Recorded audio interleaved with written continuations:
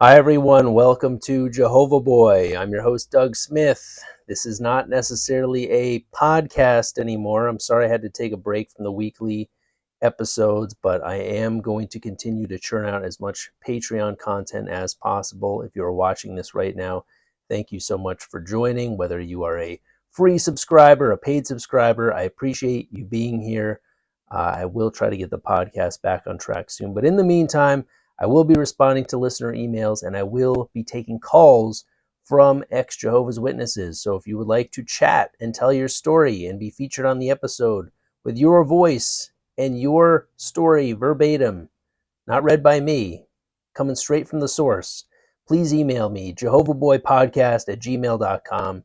We can set up a call, or you can email me, whatever you prefer. But in the meantime, until I can jump back into the podcast, this is basically going to be your show, your stories. So enjoy it. I know I'm enjoying reading them. And without further ado, let's get into today's email, who comes from Joe G, with perhaps the most heart-wrenching story I've heard from an ex-Jehovah's Witness. This guy is a true warrior. Really, really inspiring tale. Hey, Doug, sorry, not sorry for the length of this. Just recently came across your podcast, and I'm glad someone is talking about the realities of the JW experience on a regular basis. Dan Cummins discussed JWs at length in one of his episodes and did great, but I like that it's a regular topic with yours. Some background on me. I was raised a JW and was always naturally curious. I like to read and have a huge interest in all things science. I read things like Discover or Scientific American for fun. Fucking nerd, haha. I think I slowly learned to ask questions and realized on my own that there was something sketchy about any organization that frowned upon questions. Yes, indeed, one of the trademarks of a CULT. Graduated high school, a JW, but already had one foot out the door. I started college even though it was discouraged. I was also constantly in trouble with the elders. They'd constantly take me into a back room at the meetings to talk because they'd heard I was drinking or that I was racing or I was hanging out with whoever. Of course, I was doing all those things. I don't know too many nerds that race. I don't know too many nerds with spoilers and souped up engines, but hey, maybe this Joe's a jack of all trades. Sounds like a pretty cool nerd to me. Finally, one day when I was in college, I was at a meeting and an elder approached me and tried to pull me aside and said, "Brother Joe, can we have a little talk?" My response wasn't planned, it just came out. "No, I don't think so. We don't have anything else to talk about." That was it. I was out, labeled a rebel, and they could never get enough dirt on me to actually disfellowship me. Yep, I got baptized at 14 before I knew any better. I was a nerd and liked to learn and caught on fast to the teachings, but like I said, started shaking off the shackles little by little, then all at once. I stayed close to my parents and they try to get me to go back now and then, but overall they respected my decision. We have a good relationship. My mom never agreed with the strictness of parents being separated from their kids due to being disfellowshipped.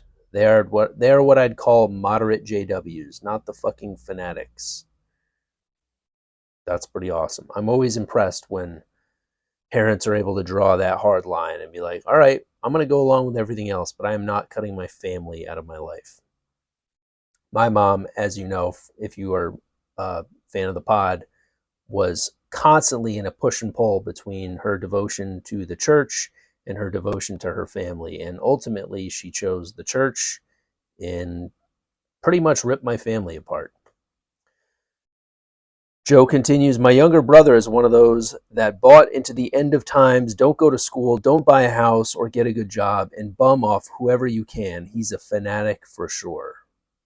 So again, there are, as I've hinted at in other episodes, a large contingent of Jehovah's Witnesses who have basically sat on their hands their whole life because they are so convinced that Armageddon is so close at hand that they don't feel a need for higher education or a career or saving money or any plan for the future whatsoever, because their plan for the future is fire and brimstone and a paradise earth.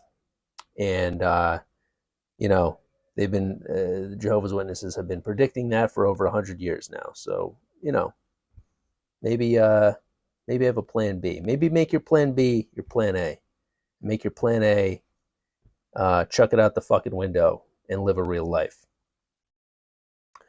Fast forward 20 years. I have a good, boring job, not rich by any means, but I don't worry about money. I moved my elderly parents in with me to take care of them. My brother can't do that because he didn't build a useful life. So it's on me, the black sheep son, to take care of my folks. Fucking hypocrites. So even though, yeah, the younger brother is probably held in higher esteem with the family, with the organization, he's not able to actually step up to the plate when it counts and take care of these parents because he did not build any sort of foundation in the real world for himself. But Joe, who did, he's the black sheep, but he's the one who's actually being of service at this point in his life and in his parents' life. So first time not being a JW saved my life was when I was diagnosed with pancreatic cancer in January 2021. I was 41. Like I said, I have a good job with good health insurance, which came in handy when I need a year's worth of chemo and surgery. If I hadn't gone to college, I wouldn't have had the easy accounting job with good health insurance that allowed me to work remotely as much as I needed to get my chemo treatment. If I had listened to the elders, I think I'd have some shit labor job that would have gotten rid of me the first chance they got, and that would have meant death for me. Pancreatic cancer is a nasty disease. It kills fast. Second time not being a JW saved my life was when it was time for surgery to remove the tumor. Had 7 rounds of chemo hell. I don't even think I've heard of that many rounds of chemo. I thought most people are long dead, give up, try something else, for going through 7 rounds of chemo. My God. 7 rounds of chemo hell, then had a surgery called the Whipple procedure. Basically a 5-hour surgery to remove part of your pancreas, part of your stomach, part of an intestine, gallbladder, and reconnect the leftovers in some new way. Sorry, some new way. Yeah, that's just kind of just a Hail Mary of a surgery, it sounds like. Yeah, just whatever I got left, just connect them all together and keep your fingers crossed. It's not a surgery where a blood transfusion is really optional, and I gladly took the blood. Then I had 8 more rounds of chemo hell. This has to be a fucking record. At least get your ass in the Guinness World Records for most rounds of chemotherapy who live to tell about it. 8 more rounds of chemo hell to finish off the cancer. As of now, I'm in remission. I'm in 3 years out from diagnosis and still clean. Have some labs next week, so hopefully I'm still in remission. I should also let you know that this email was sent in mid-October, so he's probably gone through another 9 rounds of chemo by this point. If I had listened to JWs, I'd very literally be dead right now. When the docs found the tumor, they told me it would have taken me out in 2 years. The pancreatic cancer really brought some existential questions to the forefront, stuff that hits close to home for me now. God is all powerful? Yes. Did he give me cancer? No. Did he prevent the cancer? No. Or yes, and why? But I should give him thanks for having beat it, right? And the final question, if it comes back, did he allow it or not prevent it? The cognitive dissonance in JWs is strong when you ask them this kind of shit. They just spew nonsense. I have no respect for BS. If you don't know the answer to a question, say so, but don't make shit up. After treatment, I was having a really hard time with the survivor's guilt. 2 family members got taken out by cancer within a year of my treatment, and the overall trauma of the experience. I was drinking too much and felt like I was losing my mind. Then I saw a Netflix documentary called Change Your Mind and decided to try some shrooms. I took 4 to 5 grams of it, and holy shit, it fixed me. Wasn't afraid of death anymore. The dread couldn't get a hold of me. Bad thoughts now pop into my mind, but don't lay down roots. And the most interesting thing is that now I do believe in some kind of higher power, but not the one the JWs preach. Me personally, I like to call it the source. I feel like that 4-hour trip brought me closer to a higher power than the BS the JWs teach.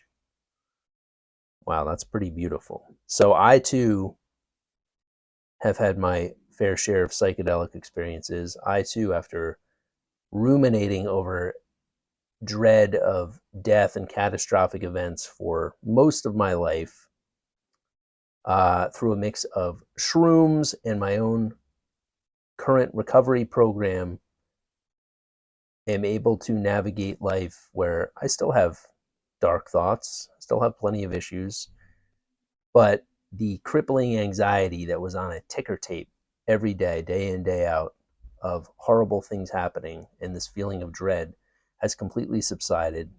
Death is not something I'm afraid of. I see myself, all of my loved ones, as part of something much bigger. I was able to zoom out and see myself and everyone else as part of a much bigger picture in the scope of the universe. And thankfully, I didn't have to go through a near-death experience to do that. This guy had to go through 68 rounds of chemotherapy and surgery and psychedelic trips to get to that place. But I'm so glad that you got to that place. And again, amazing that he now still believes in some kind of higher power, but not the one the JWs preach. That's another huge, huge place to get to, where you're able to redefine your higher power and think of it as something that has your back, not this judgmental, critical, punishing man in the clouds, but a guiding force that you can use to walk hand in hand with as you navigate life. That's a huge place to get to in life. That's a really beautiful thing. I love that you call it The Source, the hip hop magazine. The Source. I had a psychedelic trip where I envisioned my higher power as a Lizzo type deity, this big, fat, sassy black woman who was like, "You go, girl. You be your true self. You go get it. You got it. You all you need.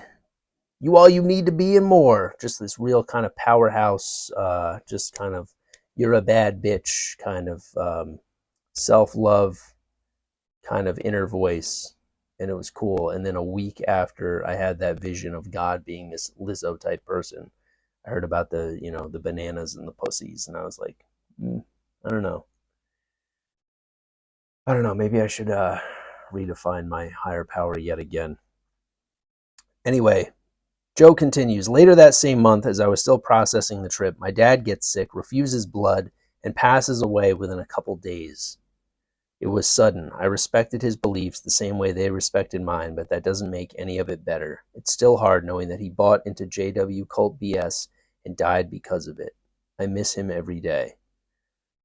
Wow. So you're really able to see the juxtaposition here between people who are hell-bent on the truth and what they believe is the one true religion and fall for it hook, line, and sinker, just drink all the Kool-Aid, live their lives accordingly, and you watch as things crumble.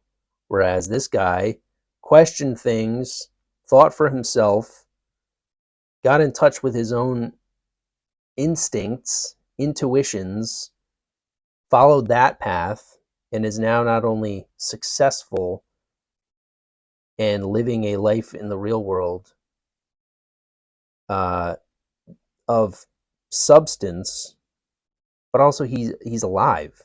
He survived one of the worst diagnoses you could possibly get in pancreatic cancer. It's remarkable. So it's like, which path do you choose? Yes, there is hardship. Your friends and family are you're shunned. You really do have to hit the reset button, start all over again. It's not an easy path, but in the long run, I think it actually is may not be an easier path, but it's a much better path that leads to a longer life in a lot of cases. Joe continues. Now I go to meetings with my mom twice a week so she's not alone, but I don't go for my comfort. Fuck that religion. I don't need that shit from them. I keep them at arm's length and don't let any of them get close. I only go for my mom's comfort, but I fucking hate hearing all the fucking BS at the meetings. It makes me cringe that their BS beliefs are so easily refuted. I hate the waste of time. I hate the fakeness and intolerance. But now that I've found your podcast, I use it as armor. On a side note, I do a lot of sci-fi reading at the meetings. Nerd, remember? Haha. Love your podcast. I hope it helps ex-JWs and current JWs shake off that indoctrination we are raised with. Thank you, Joe. Really glad you reached out. This is a beautiful, beautiful, inspiring story.